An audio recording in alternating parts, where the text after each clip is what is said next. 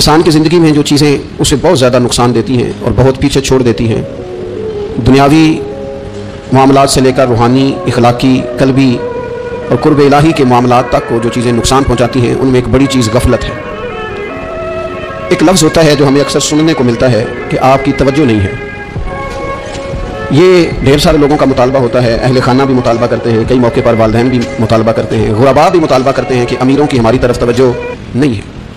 اور یہ بڑی لازمی سی بات ہے کہ کسی چیز پر جب توجہ رہتی ہے تو وہ چیز بہتر ہو جاتی ہے، اور جب عدم توجہی کا لوگ مظاہرہ کرتے ہیں تو وہ معاملہ خراب ہو جاتا ہے۔ یہ جو عدم توجہ ہے اسی کو غفلت کہتے ہیں، اور جب انسان کے مزاج پر غفلت طاری ہوتی ہے اور غفلت اس پر پوری طرح غلبہ کر لیتی ہے تو پھر اس کی زرخیز زمین کو وہ بنجر کرتی ہے۔ غفلت انسانی دل کے لیے بڑی نقصان دہ چیز ہے اور انتہائی تکلیف اور ضرر کا باعث ہے۔ دلوں پر جو قحط نازل ہوتا ہے، قحط، ویران ہو جاتے ہیں دل، اور جو دلوں پر خشکی نازل ہوتی ہے کہ طبیعتیں خشک ہو جاتی ہیں، یہ غفلت کی وجہ سے ہوتی ہے۔ جو لوگ غافل ہو جاتے ہیں نا، اپنے معاملات کا دھیان نہیں رکھتے، دیکھیں نا، آپ کو کھانا کھاتے بھی غافل نہیں ہونا چاہیے۔ اگر کھانا بھی غیر معتدل کھا لیا جائے تو وہ انسان کی طبیعت کے لیے باعث ضرر بن جاتا ہے، نقصان کا باعث بنتا ہے۔ بات کرتے ہوئے بھی غافل نہیں ہونا چاہیے، کئی دفعہ جملے ایسے نکل جاتے ہیں جو انسان کے لیے پھر شرمندگی کا باعث بنتے ہیں۔ انسان کو غافل ہو کر کوئی کام نہیں کرنا چاہیے، غافل ہو کر، مدہوش اور بے ہوش ہو کر نہیں۔ غفلت دل کو ویران کرتی ہے، طبیعت میں خشکی لاتی ہے۔ غافل کبھی نہ بنے۔ قرآن مجید فرقان حمید میں ارشاد فرمایا کہ اقترب للناس حسابهم، فرمایا لوگوں کے حساب کا وقت قریب آ گیا، وہم فی غفلۃ معرضون، اور وہ ابھی بھی غفلت میں منہ پھیرے ہوئے ہیں۔ ٹائم آ گیا حساب دینے کا، لیکن وہ بھی غافل ہیں۔ ہمارے جو زیادہ تر نقصان زندگی میں ہوئے ہیں وہ صرف ہماری غفلت کی وجہ سے ہوئے۔ ہم نے چیزوں پر توجہ نہیں دی، چیزیں گڑبڑ ہو گئی۔ جس آدمی نے پھول لگائے ہوں، پھل لگائے ہوں، کھیتی لگائی ہو، وہ دانہ ڈال کے پانی دے کے فارغ نہیں ہو سکتا، اسے توجہ کرنی پڑتی ہے۔ اور کسی نے کہا تھا مالی جیندے ہوں تو پھر بوٹے سوکھتے نہیں، اگر موجود ہونا ان کو سینچنے والا، رکھوالی کرنے والا، تو پھر ان کی جڑیں کبھی خشک نہیں ہوا کرتی۔ ہماری جو غفلتیں ہیں یہ بڑی ضرر کا باعث ہیں، نقصان کا باعث، اور مجبوری معاف ہوتی ہے، غفلت معاف نہیں ہوتی۔ اسکول میں پڑھتے تھے، مدرسے میں پڑھتے تھے تو ایک مجبوری ہو گئی جی، خدا نہ خواستہ گھر میں کوئی پریشانی ہو گئی تو اساتذہ اس پر سزا نہیں دیتے۔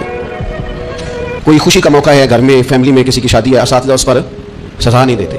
لیکن اگر کبھی پتہ چلتا تھا نا کہ یہ گھر سے تو آیا تھا لیکن مدرسے نہیں آیا، یہ اسکول نہیں آیا، رستے میں غافل ہو گیا، تو یہ بات خوفناک تھی۔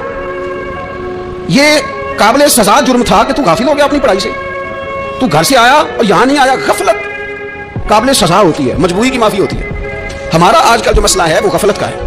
ڈھیر سارے لوگ ہیں، سمجھدار بھی ہیں، سیانے بھی ہیں، معاملہ فہم بھی ہیں، باشعور بھی ہیں، تعلیم کی ڈگریاں بھی رکھتے ہیں، لیکن اگر ان کی زندگیوں کی تکلیفوں کو دیکھا جائے اور بے آباد روح کو دیکھا جائے اور سجدوں سے ان کی دوری کو دیکھا جائے تو ایک ہی بات سمجھ میں آتی ہے کہ پتہ سارا ہے لیکن لے ڈوبی ہے غفلت، توجہ نہیں کی۔ لائق بچہ بھی نالائق ترین زندگی گزارتا ہے، اس لیے کہ اس کے لائق ہونے کے ساتھ ساتھ اس کا توجہ کرنا بھی تو ضروری ہے نا۔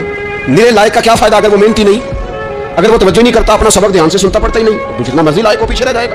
اور کئی نالائق ہوتے ہیں، رٹا لگا کے پاس ہوتے ہیں، پر چلو رٹا تو لگاتے ہیں نا، محنت تو کرتے ہیں نا، جدوجہد تو کرتے ہیں۔ کئی نالائق جدوجہد کے باعث آگے گزر جاتے ہیں اور کوئی اسی چکر میں رہ جاتے ہیں، میں بڑا لائق ہوں، کل پڑھ لوں گا، پرسوں پڑھ لوں گا، ہفتہ تیاری کر کے پاس ہو جاؤں گا۔ اپنی زندگی سے غفلت کا پردہ اٹھائیں، اور غفلت اس کے لیے فیصلہ کرنے کی ضرورت ہوتی ہے، پلاننگ کرنے کی نہیں، فیصلہ کرنے کی ضرورت ہوتی ہے کہ میں نے اب غفلت کرنی۔ ہم نہ جب بھی کوئی پروگرام بناتے ہیں تو منصوبہ بندی شروع کریں، منصوبہ بندی نہ کریں، فیصلہ کریں، کہیں کہ میں نے غافل نہیں ہونا۔ غفلت غرق دنیا کا نام ہے۔